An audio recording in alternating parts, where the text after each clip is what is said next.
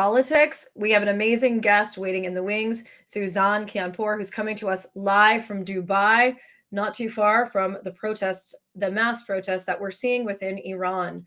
Really excited for you to join us today. I want to thank our sponsors, SOCAP, which is an upcoming conference about impact investing and the impact economy happening in San Francisco, October 17th. I encourage you to check it out. I will be there schmoozing with lots of other impact professionals that care about creating social impact, and Empower Global, which hosts the Women's Leadership Challenge, a program for women to step into their power and create social change, and Stream Inspectors, the leaders in live stream production.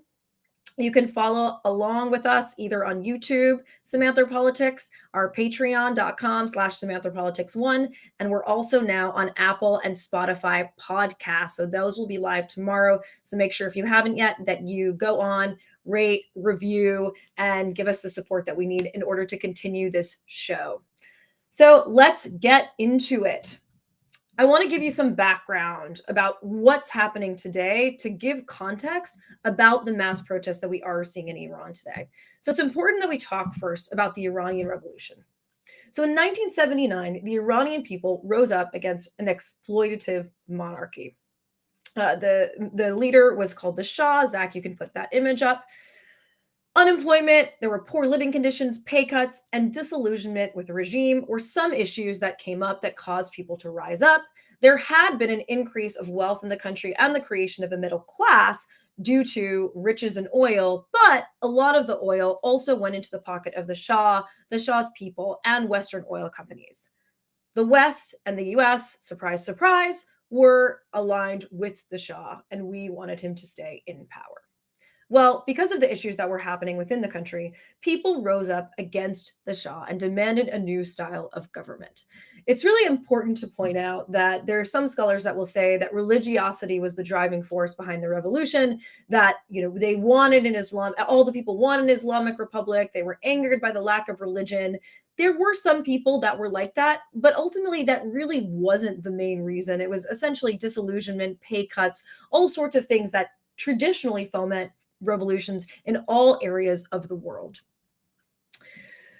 So it's the majority of Sunnis were pushed to the side by the minority, the Shiites, towards the end of the revolution. The Shiites are more extreme, and this changed the political character within the country. And it also led to the formation of Hezbollah and fomented a lot of Islamic extremism in the region that we see today, including ISIS. You might remember that we put the Islamic Revolutionary Guard on the terrorist watch list in 1984. And Iran and US relations have been very tense since the Shah was deposed.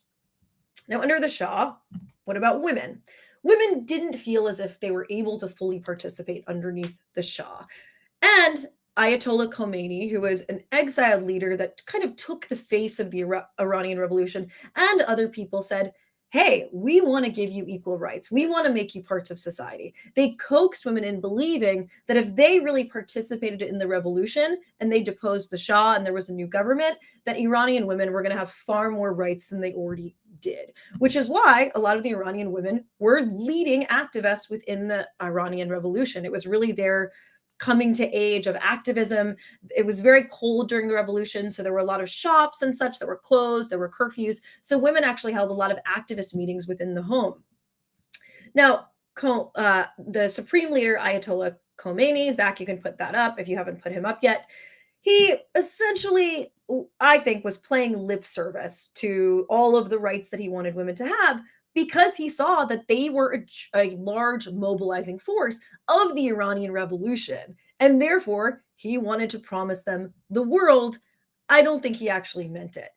So in 1978, from exile, he said, Islam wants to safeguard women's nobility. It wishes to make her a serious and efficient human being. So this is in 1978 from exile, shortly before the revolution. He was also asked about the role of women in Islamic government. And he said, women have taken part in the recent struggle in Iran to the same degree as the men. He said on January 23rd, 1979, this is a week before he returns to Tehran.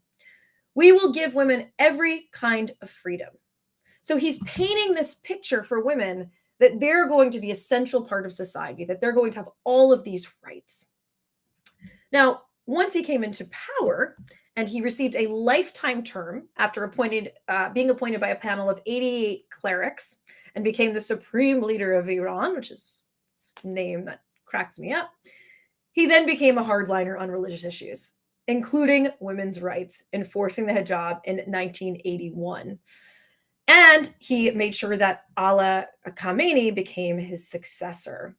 Now, Zach, if you could put up that picture of the Iranian women in the magazine. So you could see in this image of this, magazine from the 1970s that Iranian women didn't wear hijabs. They had their hair down. They wore clothes that were whatever you want to call them. Some might say suggestive. I would say normal. They wore normal clothes. They were not done in hijabs. They were very much open and, hair down. This might remind you of another society which has kind of gone backwards in times with women's rights, Afghanistan, and the images we're seeing now of Afghan women kind of going backwards with the same type of repressive, theocratic government that's now taking place in Afghanistan under the Taliban. Well, Allah Khamenei took over in 1989, and Zach, you can put up that image of Allah Khamenei. When Ayatollah Khomeini died, and I know it's a little confusing, they sound very similar. They are two different men, but equally repressive. Allah Khamenei, so if you think about what the Ayatollah Khomeini said in 1979, and now Allah Khamenei says in 2014, he says, one of the greatest mistakes of Western thoughts about the issues of women is this sexual equality. Justice is a legitimate concept, but equality is sometimes legitimate and sometimes illegitimate. Why should we separate people who have been built for a particular domain, so he's talking about women here, in terms of one's natural makeup, whether physical or emotional, from that particular domain and drag her towards another domain, which Allah the Exalted has built for another makeup? Why should we do this? What reason do we have for doing this? What kind of sympathy is this? Why should women be entrusted with carrying out male tasks? What kind of honor is to have women carry out male tasks? I am sorry that women and ladies themselves show sensitivity over this issue. So we can see how dramatically we came from 1979 and the promises of women having equal freedoms to all of a sudden saying that women should not be doing male tasks. And then it almost feels patronizing of like, oh, well, this isn't their natural role in society. They should be in the home. So you can see how the deterioration of women's rights has happened. So I think that's really important to put into context what is now happening today. Zach, you can play that slideshow, which you've probably have heard, the death of Mahsa Amini, who has now become the face of the protests in Iran. She was a 22-year-old girl who was Kurdish, was in Tehran. She was actually wearing her hijab, but she was wearing it improperly. It wasn't covering enough of her hair or whatever garbage they made up about it. And the morality police, which have been around to enforce this Islamic theocracy that's been in place since 1979, took her into custody. And it's unclear what exactly happened. They, of course, say that she had a heart attack, but it's pretty clear that she was beaten. Her family says she may have been banged against a police vehicle, and she ended up dying in the hospital 4 days after she was taken into custody by the morality police. This has sparked absolute outrage within the country with women. And I think it's important here, too. It's not just women, that women and men alongside them and millennials have taken to the streets, burning their hijabs, cutting their hair publicly, chanting women life freedom, death to the dictator, death to Khamenei. The protests are now all over the country, spanning 31 provinces of Iran and over 80 cities and towns. The Iranian government is not too happy about this. So they've been limiting access to the media through disabling the internet. Even just as we were preparing for the show, which is why we were a little late coming on, one of the videos that we wanted to play all of a sudden wasn't accessible on YouTube, and then it was accessible again. So they're really trying their best to block information of this from getting out to media sources, especially Western media, but they've really been unable to do this.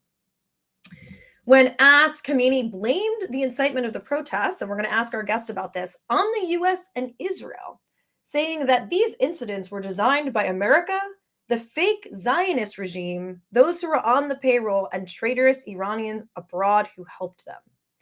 Their main problem is with a strong and independent Iran and the progress of the country. So he's claiming that this is all kind of a hoax by the US and Israel and the Zionists because they don't want Iran to be an independent country. They want to have control over Iran, which is a bunch of BS. He finally came out and said Amini's death broke our hearts. But he's not really taking this seriously. They said they were going to investigate, but it sounds like, again, BS. Biden and the US administration has sided with protesters in his speech to the United Nations, and we have imposed sanctions on the country's morality police. We've also been working with Elon Musk to get these Starlink satellites over there, just as we did in Ukraine, to be able for Iranians to have access to the internet. What's happened with regards to these protests? So let's play some of the protests first. So Zach, you can stop that slideshow. So these are schoolgirls protesting.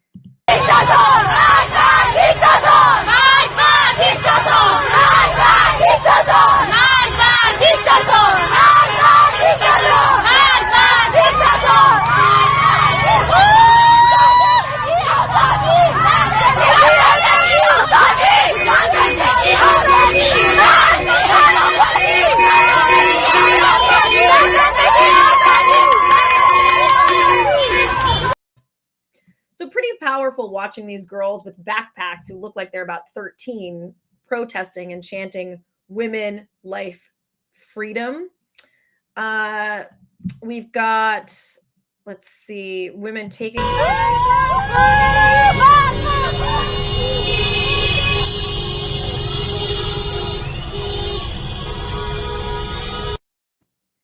And let's look at who these morality police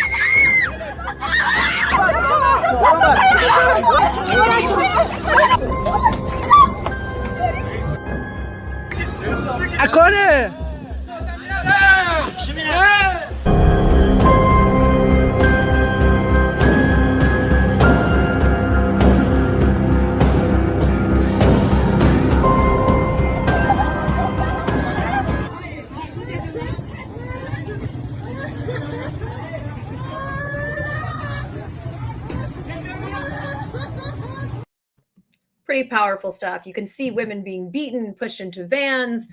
You know, these men don't care at all. They are there to exert their power over women and make themselves feel like they're in power and to, you know, put into place religion, which I think in this case is just a means for controlling women.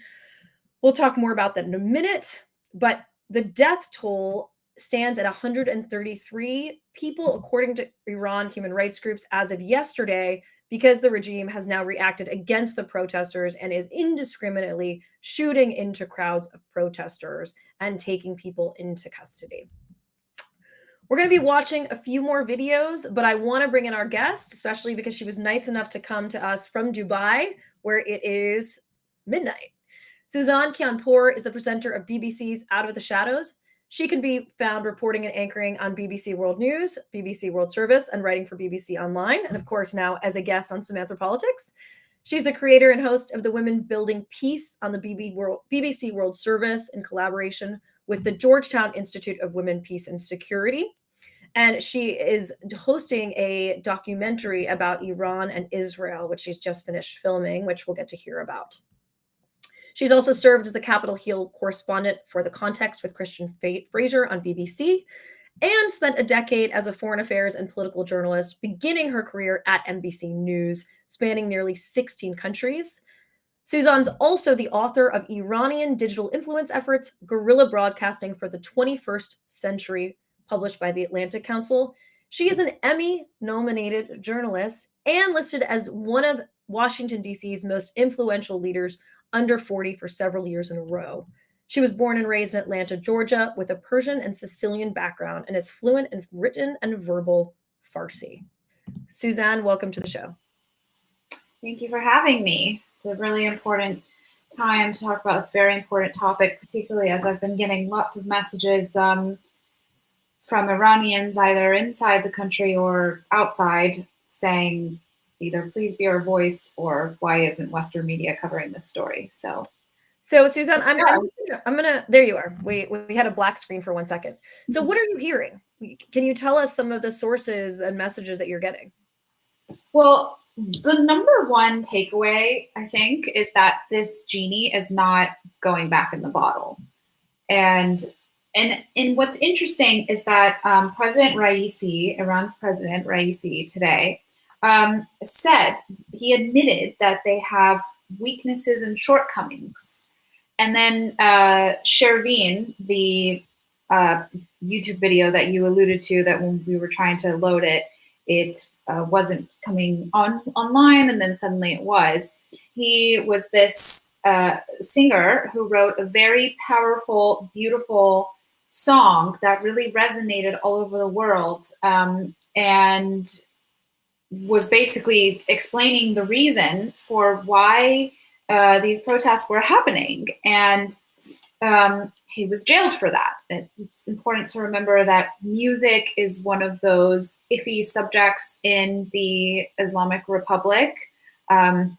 Just like dancing, just like mingling with the opposite sex, just like having your hair not covered. And so like anything fun that brings you joy, basically. Yeah, basically. You know, the idea is you're supposed to be living as a pious person in this religious state, and your entertainment is supposed to be religion. And so anyway, long story short, he was arrested, and there was a global outcry for his arrest. But he's been released. But what's strange, actually, and this I was just getting intel about this before I came on. What's strange is that he's written something on Instagram in Farsi, and I'm going to read it. I translated it, and I'm going to read it for you. He says, "Hi, friends. I really don't know what to say. I'm infinitely grateful for all of the kindness you've had towards me at this time. I came here to say that I'm doing well, but I'm sorry that certain special events, also could mean interests, outside of Iran, with which I had no connection, have made improper political use of the piece I published. I wish for all of you to know that I belong to this homeland. I was born here, and I have always been one of you, and I became who I am today in this nation with you and your support, and I love it for that." Now, this part is key. "I am not ready / willing to change or replace it with anything else, and I will stay for my homeland, my flag, and my people. I will keep singing, and I don't like to become a toy or tool in the hands of those who do not think of love for me, you, and this nation. Greetings to you all. I love you." Now, this is coming on the heels of yesterday, the Supreme Leader, in a surprise speech, a surprise response to the protest. Basically, we were expecting to hear from him tomorrow, because tomorrow is an Islamic holiday, but he surprised us, and he spoke yesterday, and as expected, he blamed the protests and the unrest on Iran and Israel, which, sabotage is part of this so-called shadow war, which is the subject of my documentary. And so this statement very much sounds in line with what the Iranian government is claiming is the source behind these protests. So I think this is something that we need to pay attention to. I mean, it's not uncommon for people who are seen as potentially politically opposed to the Iranian government to later be kind of told what to say. We'll stay tuned on that. Super interesting. Why don't we want to take a minute and watch that video? Have our audience watch the song so they can know what we're talking about.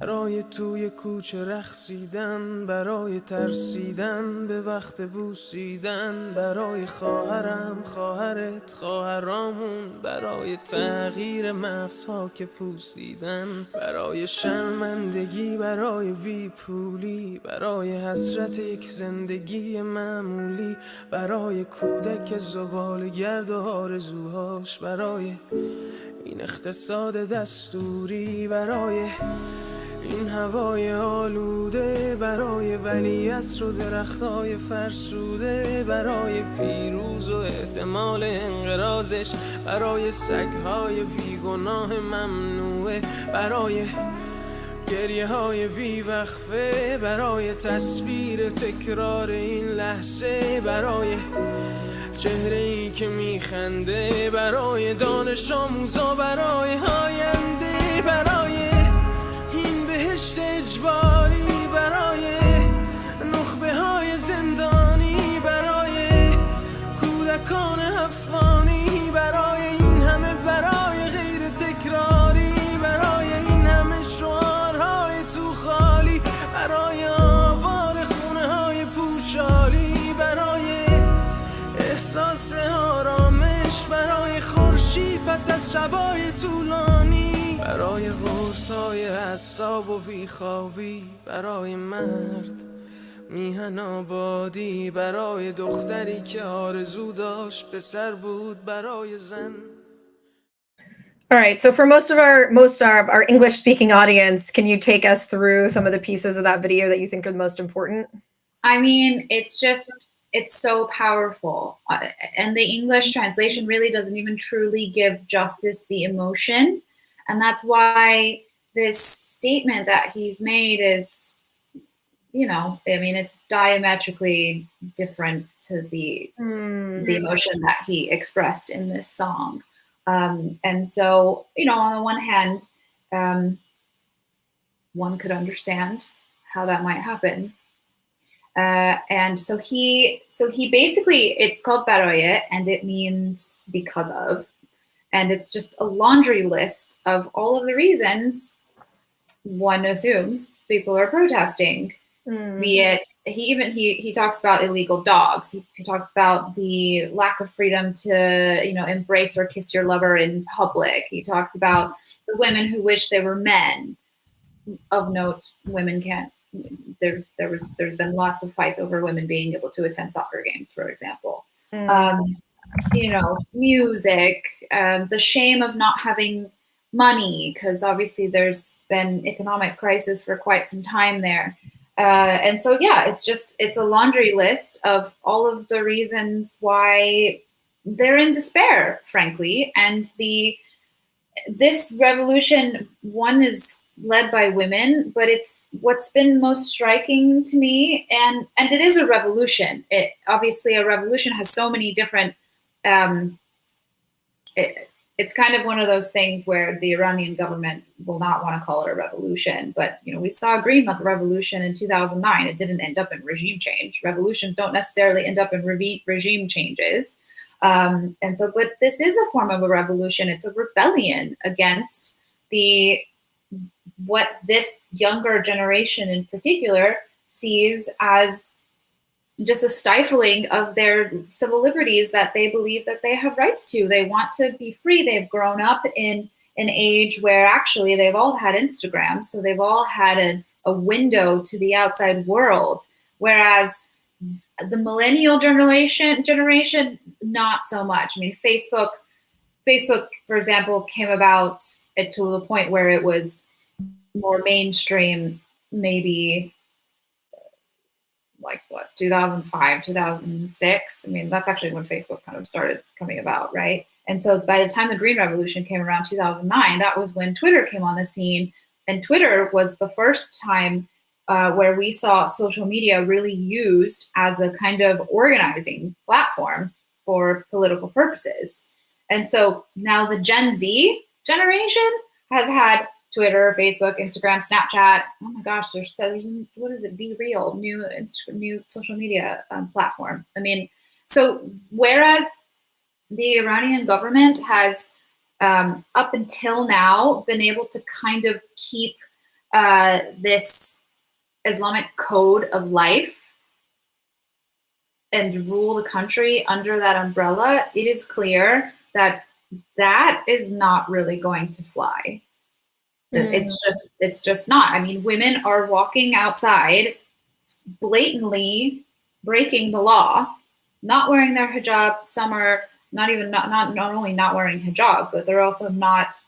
I mean, their arms are showing, their legs are showing. So they're just like, Yeah. What is the done with What is this? it like for you? I mean, like seeing those images, like, what do you think that the feeling is of people seeing women in the streets with bare legs and no hijabs? I mean, it must be. It honestly is hard to truly explain to you how brave that actually is. I mean, you're quite literally risking your life because you're breaking the law. And so break the law there, honestly, it's different than breaking the law in the West. I mean, the punishment for breaking the law in certain laws is quite severe. I mean, for example, somebody, and I've just been getting so many messages and voice notes. Somebody sent me a voice note and told me a story about how she got fined and then her car got impounded and she was told that if she did this again, she would be sent to prison. And her crime was she was driving and her scarf like fell off her head while she's driving behind the wheel by herself, and a camera picked it up. I mean, so this idea where Khamenei says, oh, it's not about hijab. No, it actually is about hijab. Now, what's interesting is that, I mean, obviously it's about a lot more than hijab. It depends on who you are. It might not be just about hijab. If you're a protester, it might not be just about hijab. But what's interesting is for my documentary, I interviewed a former Iranian Revolutionary Guard Corps commander. So, quite conservative. And I asked him about Mahsa Amini. When I did this interview, it was a couple of days after after it had come out that she had died in custody. And he said, it was interesting, and it's interesting that you mentioned the kind of the which sect of Islam is more extreme than the other. The Shia do not think that they're extreme. In fact, this commander told me that Shia Islam is a soft version of Islam, and therefore, because of that, he doesn't believe that they should, they should be enforcing hijab this way. And that, to me, was surprising. I hadn't heard that before. This idea that could we see the mandatory hijab become not mandatory, become voluntary? I don't know. I mean, it remains to be seen. Obviously, Raisi admitted that they have shortcomings, and other sources of mine that I've spoken to, some quite close to the government and the kind of inner circle of the supreme leader, have said that they're concerned about the breakdown of civil society. However, there is a religious sect of the country, and also they're stuck between a rock and a hard place. The Islamic Republic of Iran is stuck between a rock and a hard place, the government, because if they give way on this piece of fabric, it's quite literally, potentially, the beginning of the unraveling of the fabric of the regime itself. That's so. The Islamic Republic of Iran itself, and so. But this has been brewing. This is not something that just happened overnight, and that's why this idea.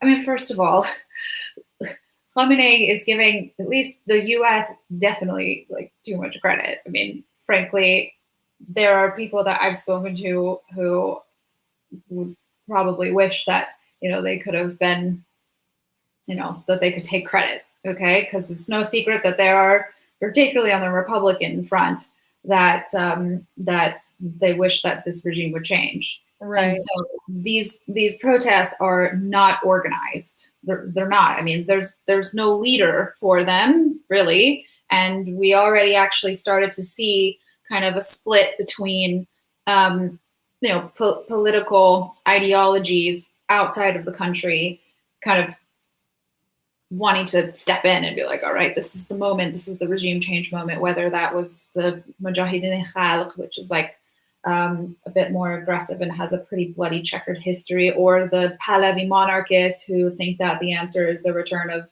the Shah's son, who actually lives not far from you in Washington, D.C. Or, obviously Masih Alinejad has been at the forefront of these protests, these anti-compulsory hijab protests. She has been at the forefront. That's really, I think the most clear organized protesting has been with the women. And when he says, people in the West, I mean, he's not wrong about Iranian women in the West who have been fighting for women's rights. But it's also, it's also important to remember that those women aren't inside Iran risking their lives. Although I do have to note, Mahsa Amini was the victim of an alleged kidnapping plot, which was linked to the Iranian government in New York last year, 2021. She was linked to, wait, say it one more time. She was allegedly the FBI foiled a plot to kidnap her, which was linked to the Iranian government on U.S. soil. And can you explain who Mahsa Amini? Mahsa Amini is an Iranian woman living in exile in New York, and she has been kind of behind this White Wednesdays campaign, which is effectively and this is a lot of the reason why we have a lot of this content and these women kind of filming themselves taking their hijab off, is because she sort of made this drive to get these videos out. And this has been going on for years. I mean, it's been going on for the last almost 5 years. And so, yeah, this isn't a spontaneous, out of nowhere, protest revolution movement. It's not, but it's clear that Gen Z in particular has taken it and is just like, no, we're just done with living like this. I mean, being here in Dubai and covering. Can I stop you for 1 second, Suzanne? I think it's just a good point. I have a clip of Mahsa, so I think just because we talked about her, let's just show a clip so people know what we're talking about.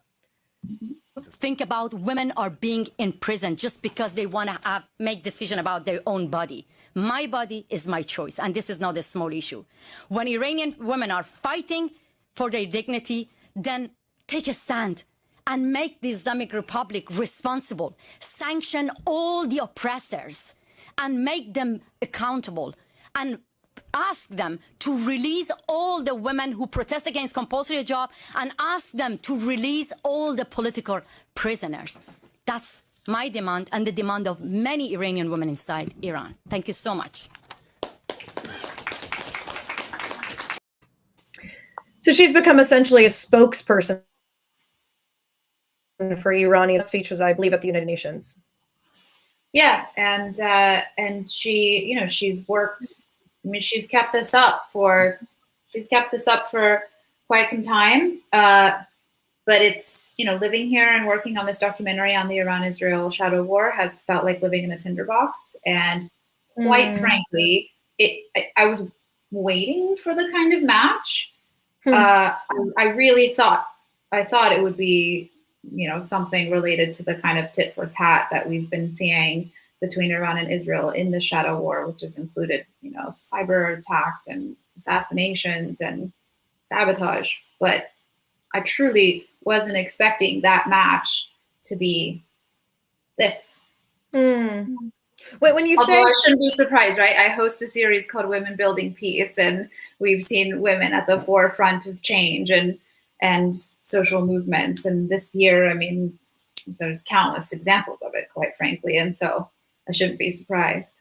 Particularly when it comes to Persian women. I mean, this is the thing. People were like, oh, when it first started, there's so many people said, oh, it's just going to die down. Like, you know how they say hell hath no fury, like a woman scorned?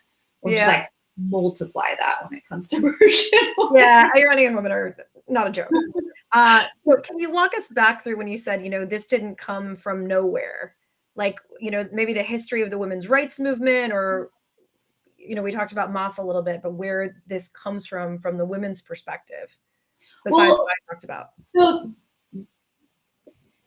this piece of fabric is so symbolic, right? This piece of fabric on our heads is so symbolic.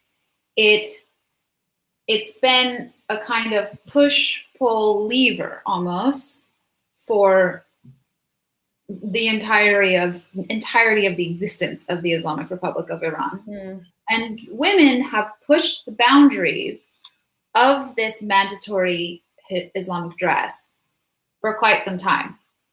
And what will end up happening is the government will kind of, it's not like they'll formally loosen up restrictions, but the morality police will kind of turn the other cheek. And then suddenly they'll kind of ratchet up the pressure, so to speak, and start rounding people up. Now, essentially what happened, Mahsa's arrest, I mean, I've seen this happen with my own eyes. I've seen morality police pick up women on the street with my own eyes. This happens.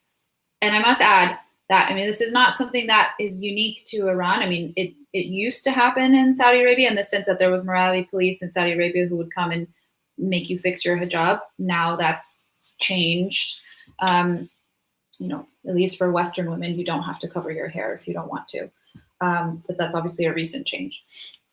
And so, you know, this is something that's kind of been par for the course. What really happened, I mean, this is one of those routine things that is part of everyday life in the Islamic Republic of Iran that went horribly wrong and ended up being the match that lit this movement that looks like it's heading to perhaps a real change. But if anybody is saying they know what's going to happen, they don't. Yeah, I mean, because that's what, you know, and this, when we were chatting before, it's like your statement about that this piece of fabric, if they allow this to not be compulsory, that could lead to the unraveling of the fabric of the regime. Like, what would that even look like? Like the unraveling of the regime? Is it like the Iranian Revolution in '79, where all of a sudden Khamenei goes into exile and the government just goes poof, and you know, all of a sudden it's completely replaced? I mean, what could happen, I guess? Well, there's several scenarios. And of course, as a journalist, I'm an objective observer of this. Right now, the supreme leader, I mean, there's rumors that his health is not great. I mean, he's quite old. And so we have been hearing talk about possible succession plans. Obviously, he wants to pass on the baton to his son. There are members in the kind of circle of experts who don't want that. And then there's the IRGC angle. There's been speculation about what could happen if things like really get bad. Would the IRGC take over? I mean, the reform group has, since the Green Revolution, has largely been sidelined, right? Zarif and Rouhani were reformists, but you know, since they've been out of office, they've been on the outs. I mean, where is Zarif, right? Like the former foreign minister who was the kind of champion of the Iran nuclear deal. So, I mean, yeah, I who knows? I guess we'll just have to wait and see. But obviously here's the thing. This is the Iranian diaspora who talks about regime change. Mm-hmm. And obviously there are people inside who clearly want regime change because they're running around with placards saying down with the dictator, right? They're the ones actually living this. They're the ones who can't leave. They're the ones who have to live with these rules. So there's been a lot of criticism with the US government about why did they take so long, kind of, especially the Biden personally sending his support. And it's precisely because, historically speaking, the President of the United States lives in the shadow of this failed coup in 1953, where the CIA was involved in overthrowing the prime minister in Iran. And so, and as we saw, the supreme leader used that and has tried to blame the protests on outsiders fueling the flames of regime change. And so, you know, it's very clear that reforms need to happen because look at just how many people are so unhappy that they're quite literally risking their lives on the streets.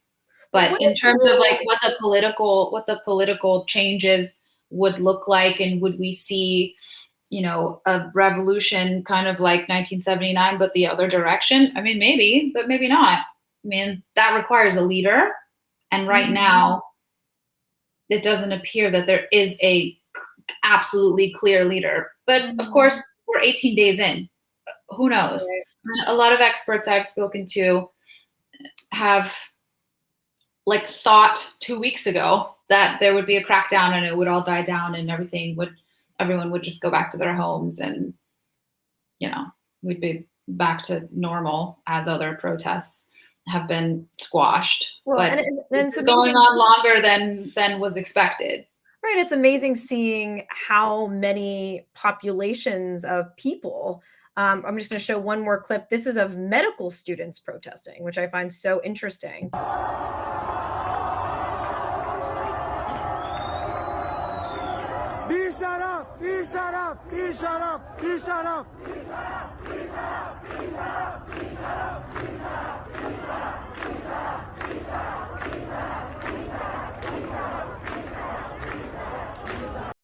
Suzanne, what are they chanting there? What are they saying? Be shut up, which is like it's a pretty bad insult. It's basically like you have no honor. Interesting. Yeah, and so, but I mean, listen, I mean, quite frankly, isn't it a bit insulting to kind of make assumptions that all of these people are just being driven by foreign forces, and like that's why they're risking their lives and going into because foreigners are telling them to? It's like, oh, a foreigner told me to go run into the street and like stand in front of a cop with my hair uncovered. Do you think anyone actually believes that? I mean, it's obviously so ludicrous that how could anyone believe that's like, you know, these are all Zionists. Yeah, people do believe it. No, people believe it. Who believes that? I mean, like, who actually believes that? You have to, it's quite the culture can be, and it's not just Iran. The Middle East itself is prone to conspiracy theories. I was based in Lebanon in 2014 when ISIS was wreaking havoc in the region and beheading American journalists, etc.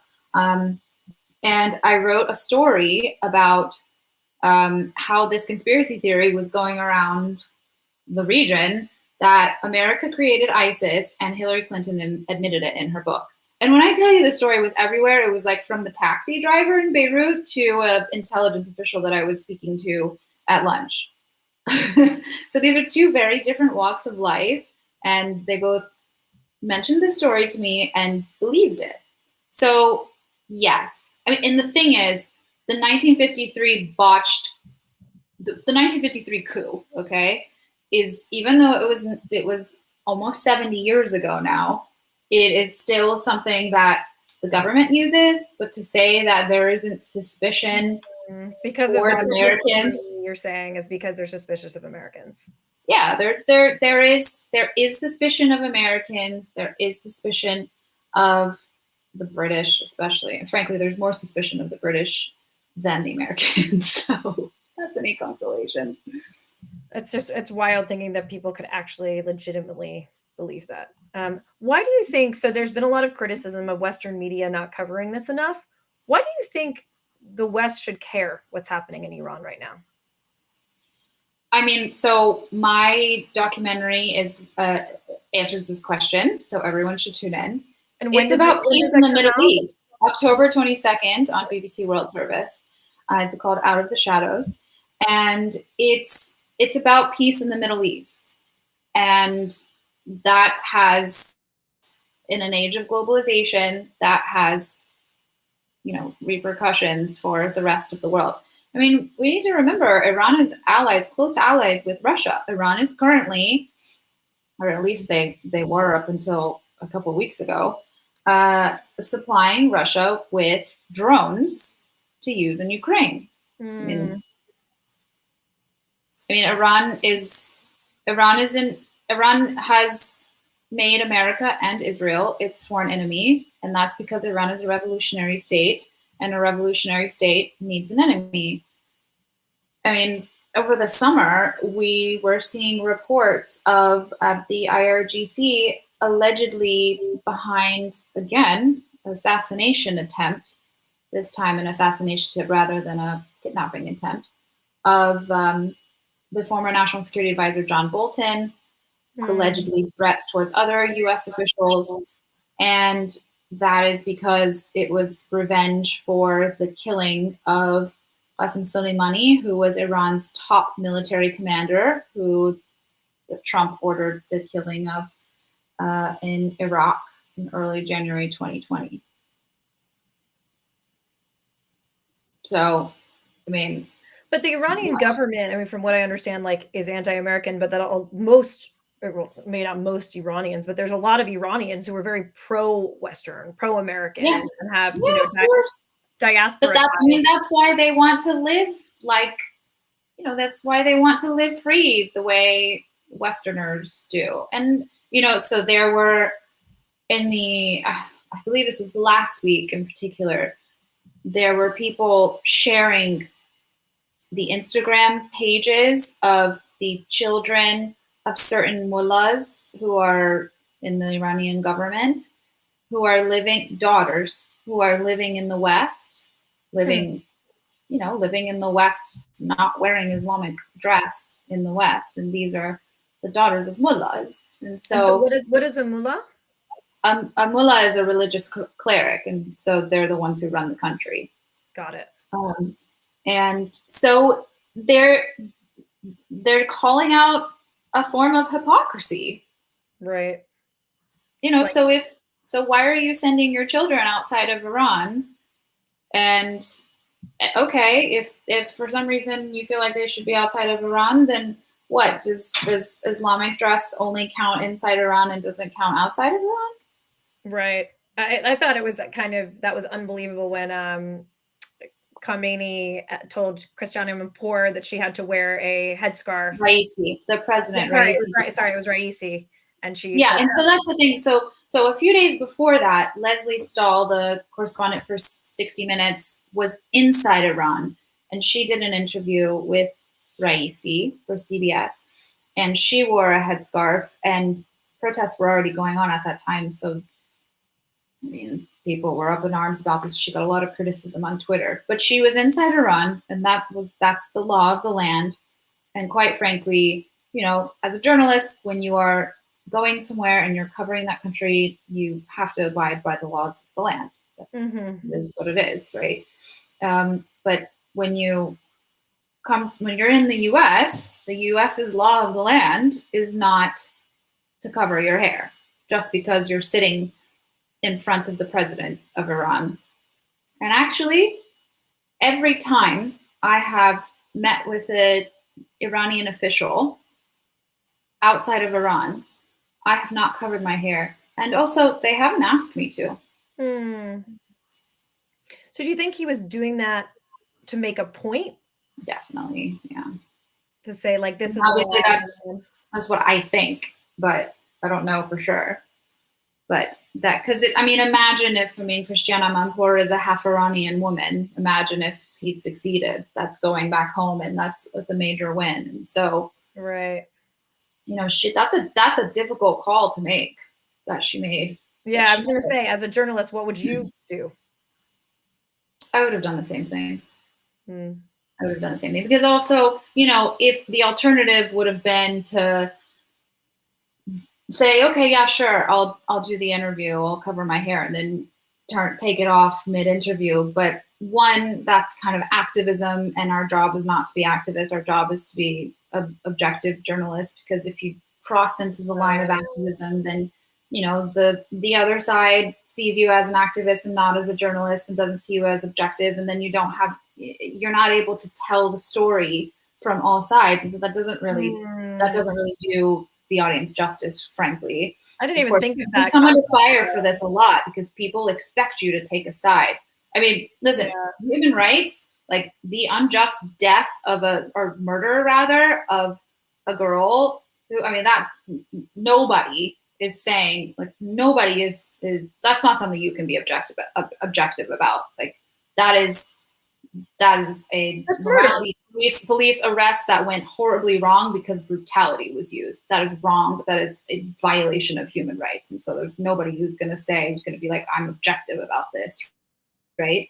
And so, but if you agreed to putting the headscarf on and then continue the interview and then take it off, then that becomes activism. I didn't even think about that option. That's interesting. I mean, this is the kind of stuff that you have to think about as a journalist. And so she made a seriously difficult call and the right call, for all of the reasons that I listed already. But it would have been the first interview post Mahsa Amini's death from an Iranian official. What do you feel like people in the West can do to support these women in Iran now? I mean, usually it's like donations. Like, what can people do to show their support? Listen, sunshine is the greatest disinfectant, right? And so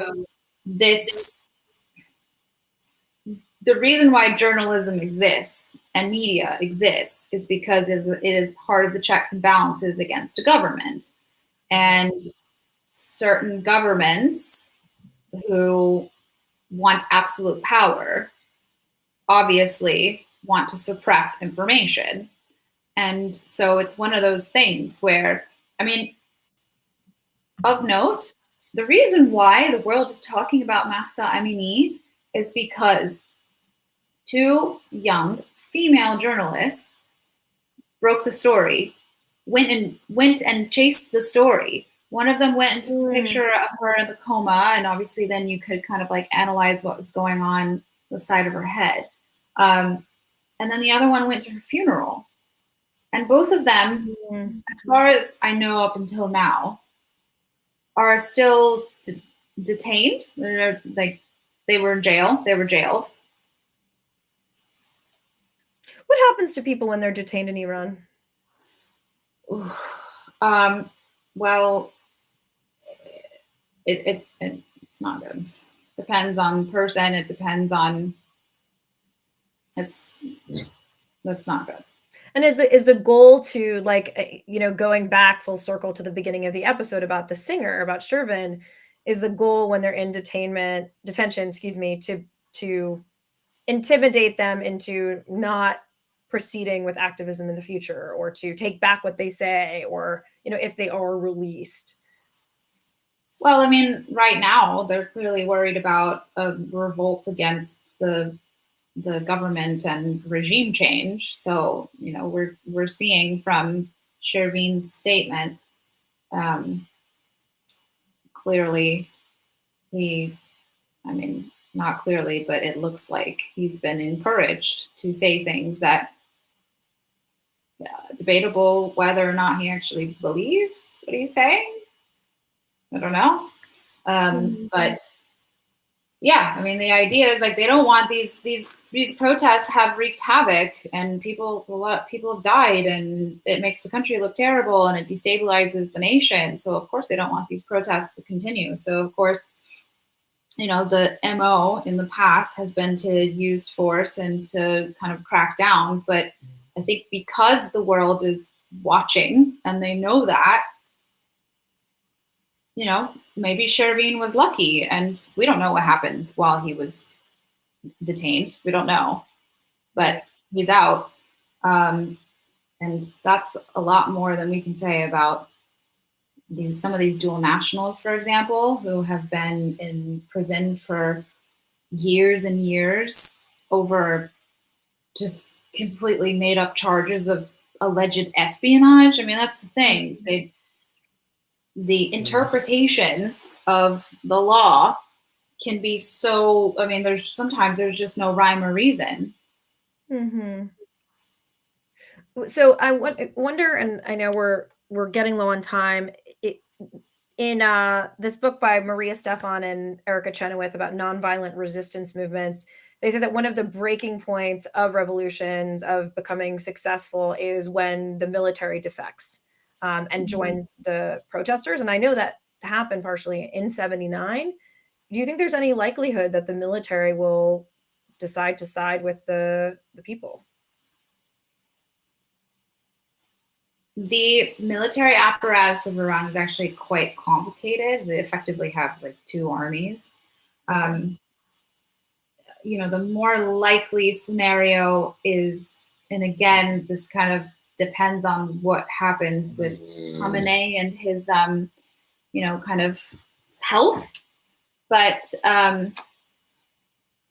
you know, we could potentially see IRGC taking over, which it could look like, you know, a sort of mediating, peacemaking type deal. But I wouldn't really call it the IRGC kind of defecting and siding with the protesters because they're already quite powerful. It's different than a kind of military coup in the sense that one would think about it. I mean, Iran is a very complex, complicated nation that, I mean, like I said, anybody who says that they know what's going to happen has no idea what they're talking about. You just don't. And also, American intelligence. Speaking of this idea that this is all orchestrated by American intelligence. American intelligence got 1970 wrong. 1979 super wrong. Really? Do we think that wasn't going to happen? Yeah, it was. There was this cable that was sent just on the eve of everything just falling apart, and it was. It's time for us to think about the unthinkable, and it's like. Oh, well, you're late. It's only been brewing for an entire year. But it's also, you know, the Shah was America's man, so they didn't really want to believe it. In this case, I feel like there's a risk of believing that this is the end of the regime when it might not be, but it also might be. I mean, again, we have no idea. We're at day 18. Right. Are there any other, before I let you go, any other, you know, stories you want to share from your sources on the ground that you think are important that people should know about? I mean, the thing is, you know, again, this is very much about women's rights. And the women went out there and they're like, we're just sick of this. And the men backed them up. And now we're seeing schoolgirls doing this, and then we're seeing school boys backing them up. So it's what we're seeing is unprecedented, and what's unprecedented can be revolutionary. Now, the definition of revolution varies. You know, not all revolutions are created equal. Yeah. So, but the nature you're saying of having, you know, men really backing women up for an issue that's very much about women's rights. Exactly. And women's rights to, you know, it's so change is coming. We don't know what that change actually is, but it's coming. And in fact, actually, it's already arrived. And it's interesting thinking about, obviously, like, you know, when I listen to Mahsa talk and say, you know, my body, my choice, obviously, you know, the rollback on reproductive rights in America and how important it is that not just women are the ones standing up and saying, you know, give us back our bodies, but that men are also standing behind us and saying, you know, her body, her choice, our, you know, our family, our choice. And that's really, really critical, is having both genders to be a part of this. Because I mean, I have to say, there's so many similarities between America and Iran. Honestly, and I get into this a bit in the documentary. You know, Iran is at the end of the day a religious country. America is at the end of the day a religious country. And we're seeing these parallels when it comes to, you know, when a government is kind of in trouble in a way, what do they turn to? They turn to women and controlling women. But what the difference is, we're seeing in Iran, we're seeing the men back up the women. But I don't really see that in the US. I don't really see that in the US when it comes to Roe v. Wade, at least. Obviously, there's male politicians, but those are politicians. That's a platform. It's midterms. Do you know, like, we're physically seeing men walking by women in Iran in a dress and no hijab, protecting her. Wow. There was this video early days of early days when these protests kicked off, where this woman was walking down the street wearing a sundress and didn't have her hair covered, and there was a guy filming her, and he was like praising her. I mean, it was one of those things, you know, when you hear a guy talking to you on the street, you just assume they're harassing you, which is horrible, right? It's horrible that's like, that we expect that and that's normalized. But that's not what was happening in this particular scene. He was literally like praising her bravery, and he was protecting her. Unbelievable. Unbelievable. Well, any last, messages before I let you go to bed? No, it's bedtime. I think that this story needs to continue to be paid attention to. It's change is always inevitable, and reform. I mean, here's the thing: the conversations I've been having with these, conservative men who are close to the government, who are former officials, for example, even they are recognizing that there needs to be a kind of reckoning. And that's pretty telling. And so, they can say, Khamenei can say, oh, the US media is stoking this. We're not. Like, whatever. We're just not. We're covering a story, and we're going to continue covering it because it's important and it's a part of history. Just like when the Iranian Revolution was happening, the Islamic Revolution was happening, the media covered it because it was important and it was a part of history. Right. Regardless of what the reporters individually felt about it, isn't what mattered. It was, we have a story to cover. It's change. It's transformative, pivotal, etc. Right. Well, Suzanne, I want to thank you so much for taking the time out. I know you're slammed right now, and I want to encourage people that are watching to watch your documentary when it comes out on October 25th on BBC, called Out of the Shadows, about Iran, Israel, and Middle East peace, or the quest for that. I'm sure it's going to be terrific. I cannot wait to watch it. So I really want to thank you for bringing light to these issues, for giving us inside information, and for paying attention to this issue and being willing to come on the show. Thank you. Thank you so much for having me. Thank you for giving this story attention. Like I said, I've been getting messages from people feeling like it hasn't been getting enough attention in the US media in particular, which is why it's ironic that Khamenei blamed the US media. Like, well, there was a hurricane, and there's Russia, and there's a lot going on, I guess. No. I mean, I genuinely think it's because of, I think that, the media is also masculinized in the sense of when we think about global politics and foreign policy, it's always like this grand strategy thing. It's like, how many, times can we cover the Iran nuclear deal? Like, yes, it's a big deal, but it's also like, nuclear weapons, like guns and bombs and missiles and nukes and all the kind of manly stuff that we want to know what's happening with the nukes. And, that's interesting. I've never thought of it that way. That's really interesting. That women showing their legs in the street and waving hijabs in the air, burning hijabs, I don't think is as interesting from like a global geostrategy type perspective, because it's like, it's just women. Right. And I think that people don't understand that women can be the fronts of huge watershed moments in world history, because they're usually usually not told like that. Well, that's true. But that's also because who is telling the stories, right?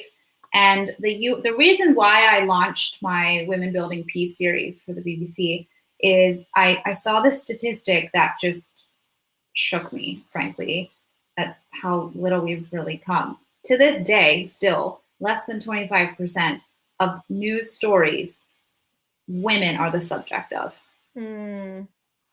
But, hey, I covered these nuclear negotiations. I traveled with Secretary Kerry when they were, in 2013, when we reached the US and the P5+1 reached the first interim agreement, so like the framework that then ended up becoming the JCPOA. That was on my birthday in 2013, and I missed my birthday party in Washington. I like these themed birthday parties, right? And Oh, yeah, right.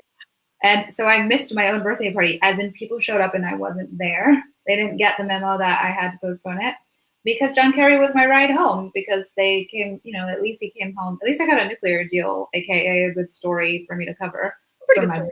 for my birthday. And so, okay, so then now what? We're back at square one, really. So, it's interesting to put it that way, where it's like, okay, so there's the men negotiating the nuclear deal. It used to be, actually, I wrote a piece about the women of the Iran deal. It was really interesting. But now it really is mostly men. And so the men trying to like renegotiate the nuclear deal, and then the women in Iran holding the Iranian government's feet to the fire. Which one's more successful? It's a battle of the sexes, isn't it? Stay tuned. I'm grabbing my popcorn. Yeah. Yeah. And this is why having podcasts like yours, this is part of why I started the show, is so that we can bring attention to these issues and not just cover the same stuff over and over and over and over again, and bring attention to global news and global women, because we're all connected with one another. It's also interesting seeing what's happening in Saudi Arabia in terms of reforms and women, and women demanding more rights there. I think this is within the region, and who knows what's going to happen in Afghanistan, but that can't go on forever. Well, and that's the thing. We're not talking about these brave women of Afghanistan who they have been through absolute hell. The world really turned their back on them. My first episode of Women Building Peace is on Afghanistan, and I connected Hillary Clinton with a young woman. At the time, she was hiding in a safe house from the Taliban, and connected the two of them. And it was a really emotional conversation. And, a year later, some of these girls are still stuck there and can't have an education and are under threat because their family members worked for the American government, etc. But they're going out in the streets in solidarity of the Iranian women next door. It's amazing. That's bravery. Yeah, serious bravery. Yeah, that's courage. It's courage. Well, thank you, Suzanne.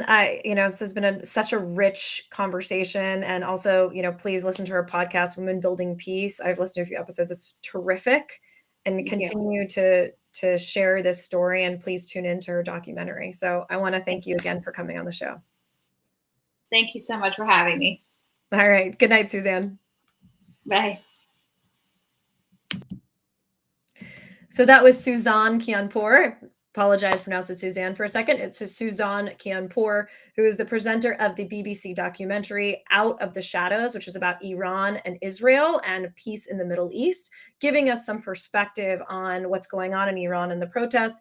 And I think some of the main takeaways that I really had is the incredible bravery of women, the fact that men are supporting them, and how critical that is to fomenting a revolution. Is it's not just one gender, that men are protecting women, they're coming to their sides, they're filming, they're helping, they're spreading the news. The person who Shervin, who wrote this beautiful song, which I encourage you to watch and look at the translation because it's really emotional, is a man.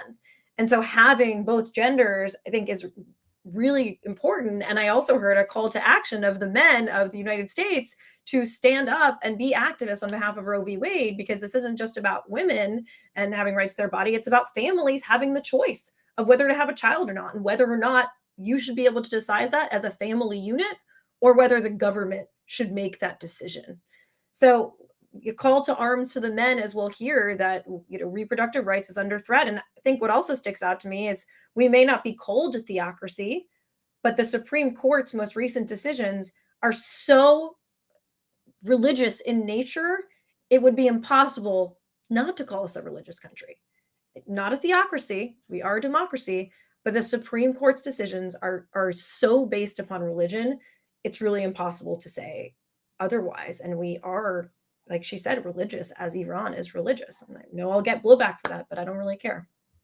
So the last thing I want to do is I want to show you a very cool video, which is, we did 4 shows on Ukraine here. And I think something that also sticks out to me is, and a shout out to my student from the Women's Leadership Challenge, Olga. for being a just all around amazing woman. That Ukrainian women are really tough, and so are Persian women. And so I love this video, which shows Ukrainian women literally in the trenches singing this anti-fascist Italian song. And then you're going to see the same song sung by Iranian women, showing the transnational nature of women's movement. So let's take a look at that. І барактари за Україну б'ють русню. А наші люди, а українці проти русні об'єднали вже цілий світ. І скоро зовсім русні не буде, а буде мир на всій землі. І скоро зовсім русні не буде, а буде мир на всій землі. خاک این گندم تو خیابونه، خوشه خشم من و تو تشنه بارونه. حق ما کم نیست، زانوی غم نیست، قلب ما که دور از هم نیست. دنیای تازه این یه آغاز. So that was Ukrainian women singing the same song as the Persian women, which is really, I just find really amazing. So I want to thank our sponsors again, Stream Inspectors, the leaders in live stream production. I want to encourage you to check out SOCAP, which is a conference that convenes the largest and most diverse impact investing community in the world. For more than 15 years, SOCAP has been the flagship event and leading convener in the impact economy, gathering more than 100,000 people since our first event. So you're interested in impact investing and social change. That conference is October 17th for 4 days in San Francisco in person. Thank goodness I will be there. And also the Women's Leadership Challenge. So what is the Women's Leadership Challenge? It is a program that helps women to step into their power and become change makers like Suzanne. I loved when she said, I wouldn't have worn the hijab either. That speaks to values being more important than fear. And this program is really about understanding who you are as a woman, as a leader, your values, your purpose in this life, and then how do you use that to create your next steps in life and also to create social and political change on the issues you care about. So here's a short video about the Women's Leadership Challenge. I took the Women's Leadership Challenge in early 2021. Samantha told me before I started that this could possibly change my life. And you know what? I think it might have done. It gave me the very breakthrough I needed. Fulfilled me in so many ways. Find all my senses through this class. So welcomed me just as I was.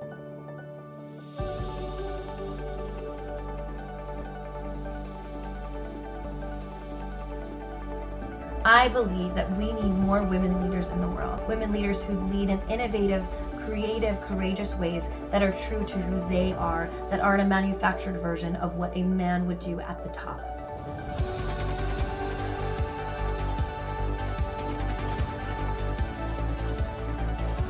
So we're going to do things like finding your purpose, but we're also going to do things like looking at how do you create institutional change.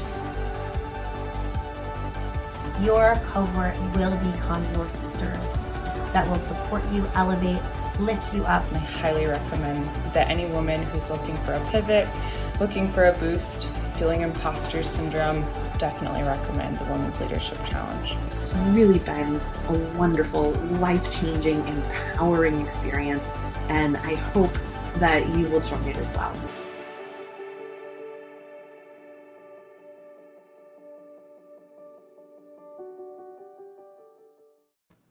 So you may recognize the woman in that video. Yes, that is me. That is my day job, if you could call it, but I absolutely love teaching, empowering, helping, connecting women across borders to really drive social change and be the leaders that they're meant to be. The fall virtual cohort is now full and has a wait list. So I'm accepting applications for the spring cohort, which is already almost half full. I only run 4 of these cohorts a year. And then there's 1 spot left for the Washington, D.C. cohort, which is coming up and starting in November in person. So if you're interested, check out www.womensleadershipchallenge.com. Or to get on my mailing list, you can text the word empower, EMPOWER, to 66866. You'll also get an access there to a free download, which is your 6-step guide to unbeatable confidence. So if you want to be a women leader like Suzanne, please check out the Women's Leadership Challenge and Stream Inspectors, your leaders in live stream production, as well as SOCAP. And listen to Suzanne. We really do need to raise awareness about this. Foreign policy is so masculinized, and what these women are doing is a watershed moment in history. So please share this episode. If you think this issue is important, share it with your friends, share it with your colleagues, share it with men, share it with people so that we can raise awareness of this, because the traditional Western media isn't really covering this enough. You can find us on YouTube, on Facebook, and also tomorrow the episode will be on Apple and Spotify podcasts. If you're listening on any of these platforms, please subscribe, like, and rate us. That really helps us to be able to support production of this show. If you really care and think this what we're doing is important, we also encourage you to become a monthly subscriber on Patreon for as little as $3 a month. That's right, for $3 a month, which is legitimately less than the price of a Starbucks, you can support the voices of women in foreign policy. Like Suzanne was saying, only 25% of stories focus on women. So be the change you want to see in the world. Support us on Patreon. It's incredibly important to helping support our production costs and this amazing production team we have. I think that's it for tonight. Thank you so much for tuning in to Samanthropolitics, and we'll see you on the next show. Good night, everybody.